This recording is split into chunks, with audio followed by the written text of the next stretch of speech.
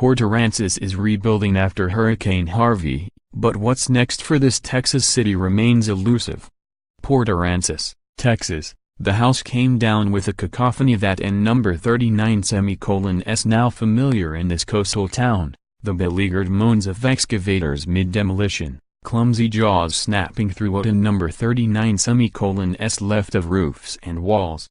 It's round two of Hurricane Harvey's ruin.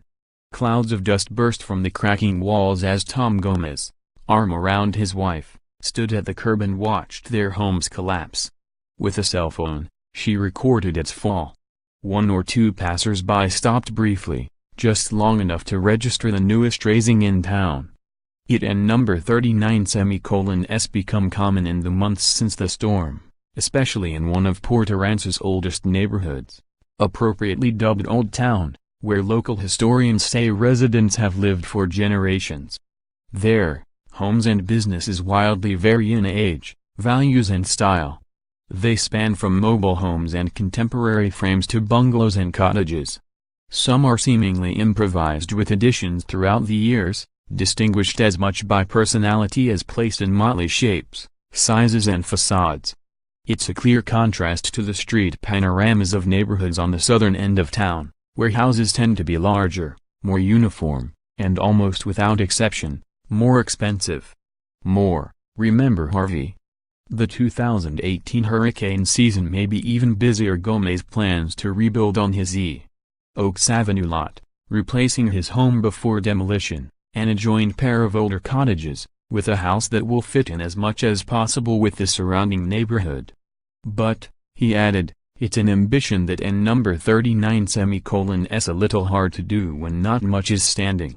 Once this area of town starts to redevelop, it's going to be a lot different, he said over the grinding of the excavator, insulation catching against the rims of his glasses. I think more businesses are going to pop up. It will be more of a destination. While Gomez plans to stay, the home was fully insured. There's uncertainty of how many others will do the same. Newly heaped nests of plywood, nails and shingles are routinely hauled away from empty lots. Some, though not many, have for sale signs tacked into their sandy soils. Others offer no clues to their future. It's a burgeoning landscape that's setting the stage for the most vast, rapid change in the Gulf Coast city in nearly 100 years. It and number 39's often said fondly that Port Aransas is the place where misfits fit in. And that it's the kind of place where you can spot a millionaire and boat hand sitting side by side at the bar, recalling their best big fish stories, and being completely unable to tell the difference between the two. It's the Texas Riviera, where the seas aren't blue and the sand isn't white, but it's always the island and always fiercely loved.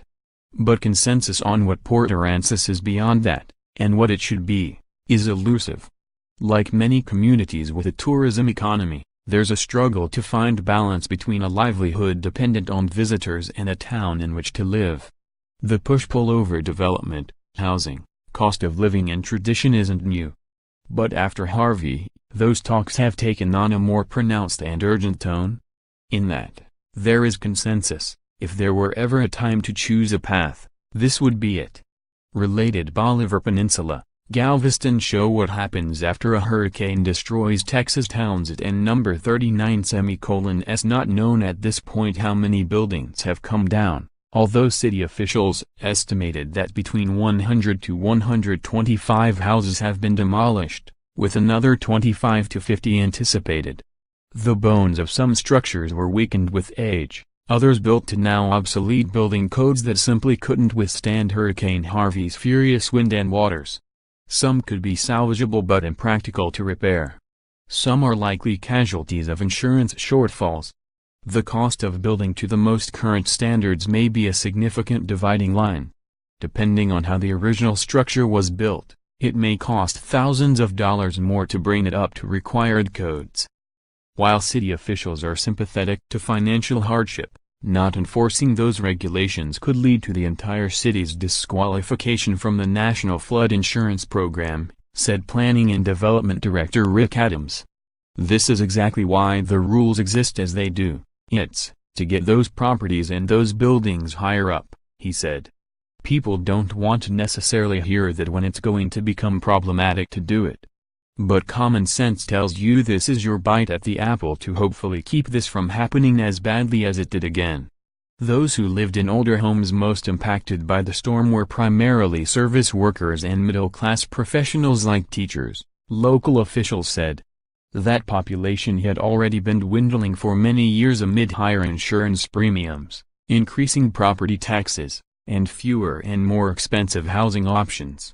Housing that is considered affordable, what experts define as 30% or less of monthly household income, has seen a substantial shift. Within about 7 years, Port Aransas homeowners living in housing considered affordable dropped from about 79% to 68%, according to the most recent census data. Similarly, renters who were living in affordable housing fell from 37% to 23%.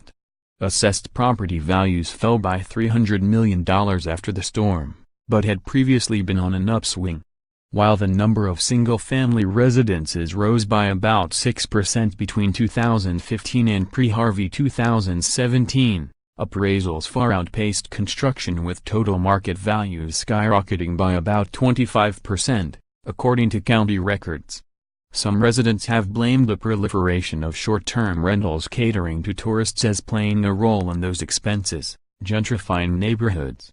Affixed to the wall behind Mayor Charles Bugen's desk is a large-scaled zoning map, its sections splashed in pinks, greens, blues and yellows.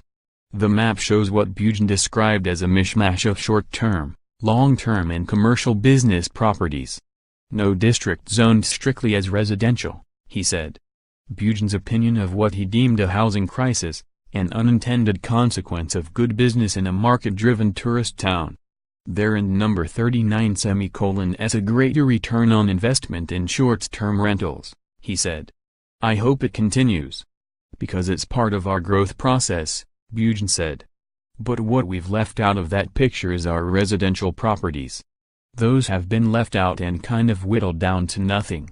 After years of residents migrating from the city, Harvey could pose critical danger to school enrollment, he said. The school system's success is what will determine the city's success in recovery, Bugen added. Disasters in some other cities saw unfortunate fates as they became just a town of visitors with no residents.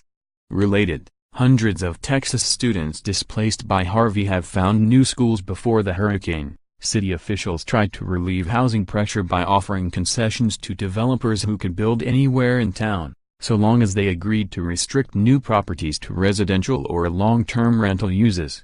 The ordinance has led to new development for residents, but still faces challenges by the availability and expense of the land itself. But that isn't and number 39:T enough to solve the problem, Bugen said. The city needs a community site for workers, teachers, University of Texas Marine Science Institute scientists and families with children.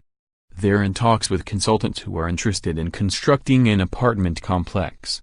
Although not finalized, Bugen said 200 units are proposed. There's fear among some that the hurricane and number 39:S aftermath will mean edging closer to becoming the next Key West, breaking away from the quirky and charming, the largely homegrown businesses and an independent disposition. But refusing new opportunity can be short-sighted, others say. In neighborhoods where a scatter of dwellings were questionably inhabitable before the storm, there can be new investment. And with visitors the city and number 39:S largest employer, it could offer a chance to strengthen the economy. Related, Port Aransas feels economic pinch after Harvey last fiscal year. Hotel and motel taxes alone generated $4.9 million.